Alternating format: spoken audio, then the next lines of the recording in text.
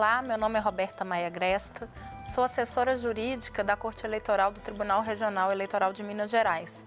Sou formada em Direito, sou professora de graduação, de pós-graduação, coordenadora de curso da PUC em Direito Eleitoral e é uma alegria estar aqui hoje com vocês para discutir esse tema.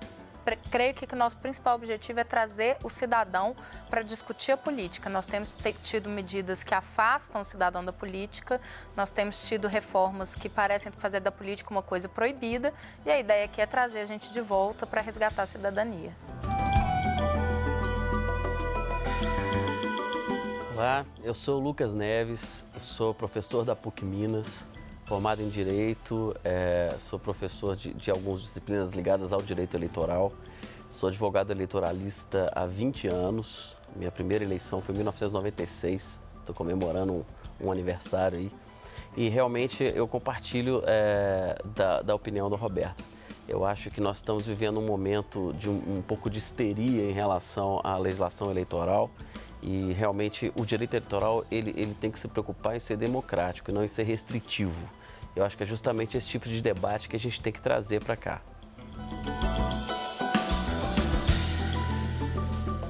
Olá, eu sou a professora Mara Teles, da Universidade Federal de Minas Gerais, eu sou doutora em Ciência Política e há alguns anos venho estudando o comportamento eleitoral, a opinião pública e o marketing político no Brasil. Temos trabalhos internacionais no grupo que eu coordeno de opinião pública na UFMG. É extremamente relevante o debate que vai ocorrer hoje na TV Horizonte, uma vez que nós vivemos uma profunda crise político-institucional, por alguns colocada como desdobramento no impeachment da presidente Dilma e para outras tratada como um golpe parlamentar. Acredito que isso pode afetar aí as eleições municipais, os acordos e as alianças e talvez até afetar a confiança dos cidadãos nas eleições, no processo eleitoral. Portanto, é um grave período da história política brasileira que merece ser debatido. Então, preste atenção no que vai ser dito aqui, é muito importante para você escolher o seu prefeito.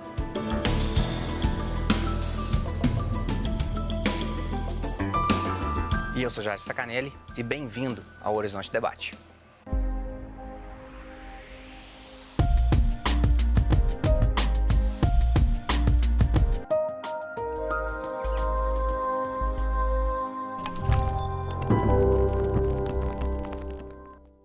Olá, estamos a poucos dias do primeiro turno das eleições municipais de 2016, que elegerão em todo o país prefeitos e vereadores.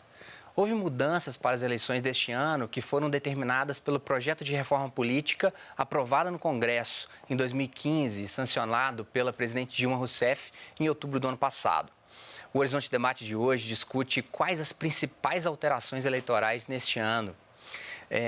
Professor Lucas, inevitável para o psicólogo não perguntar o tema e a colocação que você fez. O que é essa histeria que a gente está vivendo?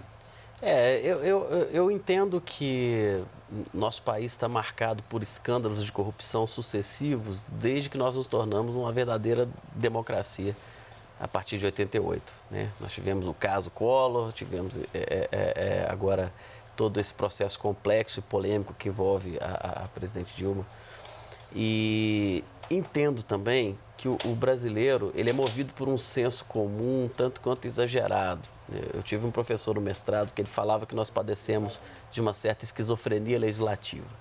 Né? O brasileiro gosta de legislar sobre tudo, punindo tudo. O nosso direito penal é excessivamente punitivo e nós temos também um dos direitos eleitorais mais punitivos e mais restritivos que se tem notícia. Né? E, na verdade, o caminho não seria exatamente esse. O direito eleitoral ele tem que ser um instrumento, uma forma de se, como disse a Roberta muito bem, de trazer o cidadão para a política e não de restringir a atividade política. Né? Tem algumas coisas que por exemplo, demonstram um claro equívoco do legislador. A propaganda eleitoral, por exemplo. A propaganda eleitoral ela não é um direito do político, ela é um direito do eleitor. O eleitor é que tem direito de ter acesso a uma propaganda eleitoral limpa, clara e que demonstre para ele quais são as plataformas e os projetos de cada candidato ou de cada grupo político. Né? Mas o que se vê, na verdade, é um certo exagero, uma certa histeria em se querer criminalizar tudo proibir tudo. E o pior, né? Alguns falsos formadores de opinião que tentam, na verdade, incutir no subconsciente do eleitor, do cidadão comum, um certo ódio da classe política, né? Até um desvirtuamento da palavra política. Lucas, é quase a gente montar um compêndio de psicopatologia eleitoral, né? É verdade. Histeria, esquizofrenia, a gente está avançando nisso. É. Roberto, Frei Beto, numa das colunas dele de quinta-feira do Estado de Minas, vou colocar aí próximo de 2010, ele vai dizer que o Brasil a gente vota com dignidade em nome do processo. Ele estava dizendo da credibilidade da urna eletrônica, do processo eletrônico, da consolidação disso lá em 2010, né? Mas que o brasileiro não vive com a mesma dignidade a questão fora da eleição. A gente vota com dignidade, então, dizendo que o pleito é honesto, que o pleito é correto, de que aquilo que foi digitado em outubro é de fato o que a população colocou, mas que o brasileiro não vive isso. Por quê? E se essa é a hora de mudar, o que é preciso para poder mudar?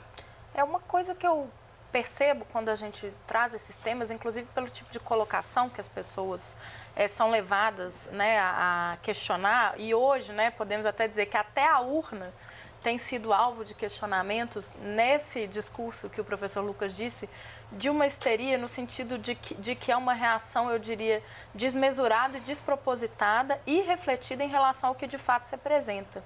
Eu considero que a nossa cidadania, ela ainda está muito, ela está num jardim da infância.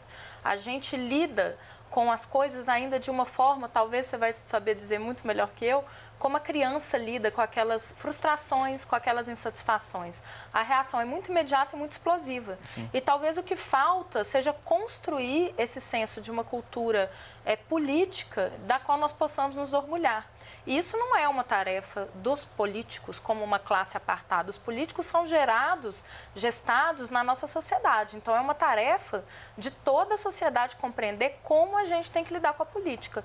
Entendendo que existem pequenos desvios, que esses pequenos desvios não são iguais aos grandes desvios. Né? Eu li um artigo espetacular do professor Bruno Reis essa semana, que fala exatamente disso. Ele faz uma tipologia da figura do político e ele vai mostrando como que o fato da gente tratar pequenos desvios com a mesma reação que a gente deve mesmo, né, dirigir aquelas situações escandalosas, está levando ao que eu particularmente chamo de uma seleção artificial às avessas. Então, quanto mais nós restringimos, talvez a gente esteja afastando as pessoas bem intencionadas, interessadas em fazer alguma coisa, porque o pavor é tanto de que amanhã eu possa estar respondendo por qualquer coisa, por às vezes estar sentada numa sala onde aconteceu uma negociata que eu nem participei, que as pessoas talvez mais corretas ou mais ainda, né, propensas a se sensibilizar com esse tipo de agressão, estão saindo do cenário político e nós estamos abrindo campo para muitas vezes que a gente selecione o pior. Haja vista dizer que o que você já falou, essa é a nossa primeira eleição, esse nosso congresso foi o nosso primeiro congresso pós-lei da ficha limpa. Sim. E o que nós tivemos? Sim. Mais escândalos. Então, o que está acontecendo? Quer dizer, não é uma lei, como o professor Lucas falou, não é uma lei que vai resolver. Nós precisamos que as pessoas chamem a responsabilidade para elas de fiscalizar, de acompanhar e de saber fazer a separação. Agora, Roberto, professora Mara, Lucas, acho que qualquer sujeito minimamente conectado com a política viveu isso naquela tarde e noite quando o segundo turno acabou. Sim. Né? Onde as pessoas, em todos os grupos de aplicativo de mensagem, em Facebook, em qualquer tipo de coisa, se movimentou pelo resultado da eleição e se o meu candidato, como o meu time de futebol, tinha ganho ou não. E a partir do momento em que se consolidou aquela notícia de construir os muros, né? A cidade, a região do país que votou a favor, que era vermelho ou que era azul, como que é possível, professora Mara? Principalmente agora no pleito, eu não estou dizendo apenas de Belo Horizonte, mas no pleito de Ponte Nova, que nos assiste, no pleito de Oliveira, que nos assiste, como que essas pessoas podem participar ainda mais desse processo? Bom, acho que os dois colocaram questões muito relevantes do ponto de vista eleitoral e eu poderia só assinar embaixo do que eles falam. Voltando a 2014, eu acredito que a gente tem, para consolidar a democracia, vários atores têm que participar desse processo. Tanto cidadãos, ou seja, a cidadania participando, mas a elite política também ela é fundamental num processo de construção e de consolidação da democracia na América Latina, no Brasil especialmente, que são regiões muito instáveis do ponto de vista político, onde sempre surgem crises econômicas, crises políticas que são confundidas com crises econômicas. Se as elites brasileiras, se as elites políticas não têm adesão à democracia, essa democracia ela não se consolida. É necessário que você adira à democracia enquanto um valor que não pode ser dispensável ou dispensado em função de uma crise econômica ou de uma crise política. Ocorre que, desde 2014, quando foi consagrado o segundo turno e a então presidente afastada Dilma foi eleita, vários atores políticos, inclusive os grupos derrotados, tudo fizeram para descaracterizar aquele processo enquanto um processo legal, alegando, inclusive, nos tribunais da justiça, que as urnas deveriam ter sido fraudadas. Isso é tão grave, esse processo, que isso coloca em risco, inclusive, a crença nos indivíduos de que o processo eleitoral ele é legal, de que ele é limpo, de que ele é transparente. Em Belo Horizonte, nós fizemos uma pesquisa antes das eleições de 2014, voltamos a fazer agora às vésperas da votação do impeachment e os dados são surpreendentemente negativos. Mais 70% do Belo Horizontino acredita, primeiro, que as urnas são fraudadas. Em segundo lugar, que as urnas não são transparentes. Ou seja, não está se colocando com esse tipo de postura das elites políticas perdedoras, isso não se constrói democraticamente uma cultura que seja cívica, uma cultura de aceitação dos resultados das eleições, que é a premissa básica de qualquer modelo mínimo de democracia. Então, parte dessa histeria, ela não vem só do indivíduo. Existia já, do meu ponto de vista, um indivíduo que não, no Brasil e na América Latina, que não aceita lá a democracia, que significa 10 ou 15% da população, mas quando ele encontra elites políticas que também fazem um discurso de não aceitação dos resultados eleitorais, cria-se uma situação como a nós percebemos hoje no Brasil, onde argumentos emocionais se colocam para cima de argumentos técnicos ou democráticos. Eu vejo que a Roberta concorda muito com o que você está dizendo e eu quero explorar isso no próximo bloco. E você, já se decidiu? Vamos a um breve intervalo. Voltamos daqui a pouquinho.